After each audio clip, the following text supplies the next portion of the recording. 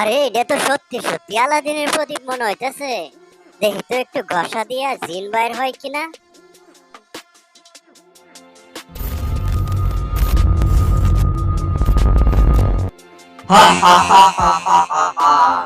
সবুজ ধানের মাঠের মাঝখানে মাটির কাঁচা রাস্তা ধরে হাঁটলে তুমি পৌঁছাবে ছোট্ট একটা গ্রামে। সেখানে পাখির ডাকে ভোর হয় আর বিকেলগুলো রাঙে সোনালি রোদে। এই গ্রামেই থাকে রতন, এক গরিব কৃষকের ছেলে। তার চোখে স্বপ্ন, মনে সাহস আর মুখে সবসময় এক মিষ্টি হাসি। রতনের দিন শুরু হয় কাক ডাকাডাকিতে, বাবার সঙ্গে মাঠে গিয়ে ফসলের খবর নিতে নিতে, আর সন্ধ্যাবেলা সে দৌড় দেয় গ্রামের পুকুর পাড়ে বন্ধুদের সঙ্গে খেলতে। এই গল্প রতনের, তার ছোট্ট গ্রামের, আর কিছু সাহসী, মজার আর হৃদয়ছোঁয়া মুহূর্তের। চলো তাহলে শুরু করি রতনের সঙ্গে আমাদের এই মজার অভিযানে। রতনের মা, রতন কই? ওরে তো দেখতাছি না, বেলা তো হয়ে যাইতেছে। ও কি ঘুম থেকে উঠে নাই? না, সে তো এখনো ঘুমাইতাছে। আমি সকাল বেলা একবার ডাইকা আইছি, কিন্তু এখনো উঠে নাই। আরে কি বলো, তাড়াতাড়ি যাও, তারে ডাক্কে তোলো। সে আমার সাথে মাঠে কিছুক্ষণ সাহায্য করব। তারপর আবার তো তার স্কুল আছে, স্কুলে যাইতে হবে, স্কুলের সময়ও তো হইয়া গেল। হয় এখনই যাইতেছি, তারে ডাকিয়া তুলতাছি, তুইলা তোমার সাথে পাড়াইতেছি। রতনের মা ঘরের দিকে চলে গেল তাকে ডেকে উঠানোর জন্য। রতন, এই রতন, তাড়াতাড়ি ওঠ। বেলা তো অনেক হইজা গেল। তুই এখনো ঘুমাইতাছ? জলদি উঠ, তোর বাবা তোর লাইগা দাঁড়াইয়া আছে। তোরে লইয়া খেতে যাইব, তারপর তোর আবার স্কুলেও যাইতে হইব। আম্মু, আমার কাঁচা ঘুমটারে তুমি ভাঙ্গিয়া দিলা। আর ঘুমাইতে হইব না। যা, তোর বাপের লগে খেতে যা।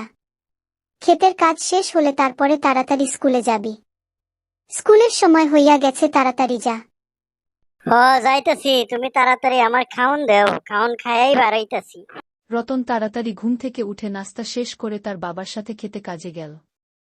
খেতে সমস্ত কাজ শেষ করে সে স্কুলের পথে রওনা দিল। আয়শা, দেখ দেখ, ওই গরিব রতনটা এসেছে। ঠিক মতো জামা কাপড় পরতে পারে না, আর স্কুলে আসে পড়তে। প্যান্ট শার্ট গুলি কেমন পুরনো।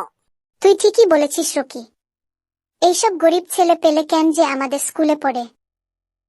তোরা এইভাবে কথা কইতেছস কেন? গরিব বললে কি আমরা স্কুলে পড়ুম না, পড়ালেখা শিখুম না? তুই তো চাষার বাচ্চা, চাষা, তুই খেতে খামারে কাজ করবি। আমাদের সাথে কেন স্কুলে পড়তে আসছিস? যা এখান থেকে।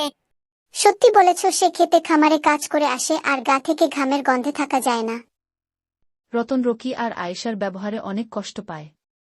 সে তৎক্ষণাৎ স্কুল থেকে চলে যায়, মন খারাপ করে নদীর ধারে বসে থাকে। আর তখনই ঘটে অলৌকিক এক ঘটনা। সে কিছুটা দূরেই দেখতে পায় একটা চিরাগ। ওমা, এইটা কি দেখা যাইতেছে? এটা কি আলাদিনের প্রদীপ নাকি? যাই তো কাছে গিয়ে একটু ধইরা দেখি তো। আরে এটা তো সত্যি সত্যি আলাদিনের প্রদীপ মনে হইতেছে। দেখি তো একটু ঘষা দিয়া জিন বাইর হয় কিনা।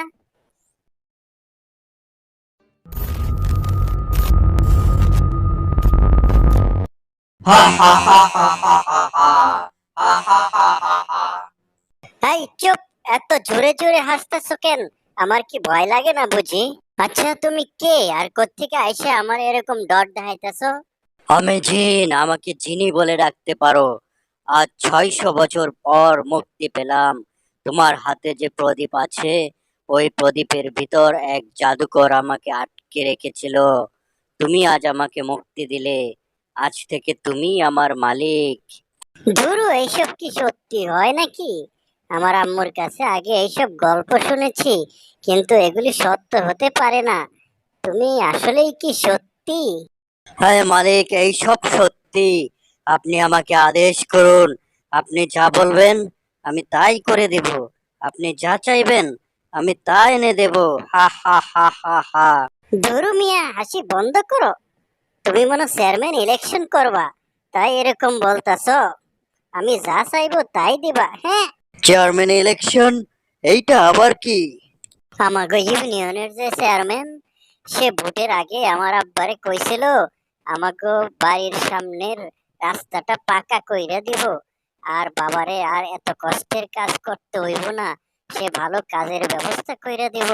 কিন্তু তারে ভোট দিতে হইব, তাইলেই সে সব করব। আব্বা ঠিকই তারে ভোট দিল, কিন্তু ভোটের পর আর খবর নিল না। তার বাড়িঘর ঠিকই পাক্কা হইলো, আমাকে রাস্তা পাক্কা হইলো না, আর কাজ তো দূরের কথা।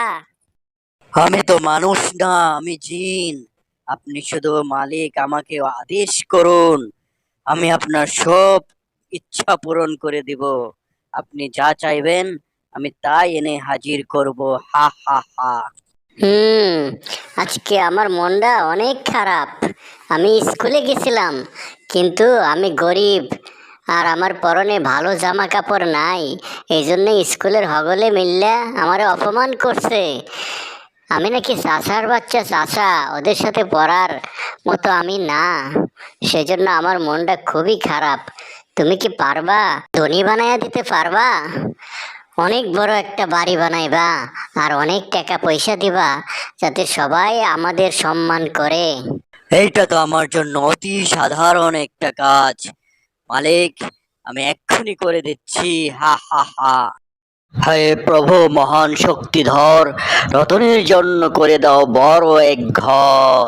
মালিক, আপনি নিশ্চিন্তে বাড়ি যান, গিয়ে দেখবেন আপনার ছোট্ট বাড়িতে এক বিশাল প্রাসাদ হয়ে গেছে। আর প্রাসাদের ভিতরে থাকবে বস্তা ভর্তি টাকা পয়সা, ধন সম্পদ।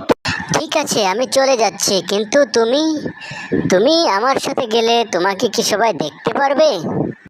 মালিক, আপনি হুকুম দিলে আমি দেখা দিব, তা না হলে কেউ আমাকে দেখতে পারবে না।